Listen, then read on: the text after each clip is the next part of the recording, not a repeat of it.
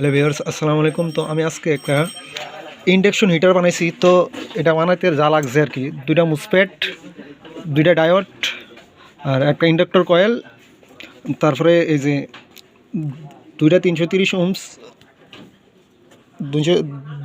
দুইটা 330 Ohm's resistance, এদিকে একটা আর এদিকে একটা ক্যাপাসিটার আছে।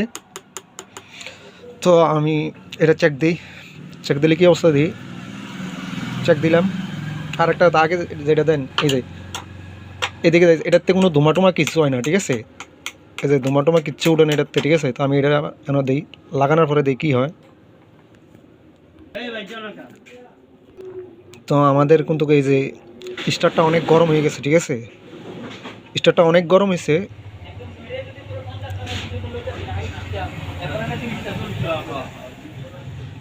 তো আমরা স্টারটা লাগাই, রজনটাতে একটা চোবা দিলে বোঝা যাবে।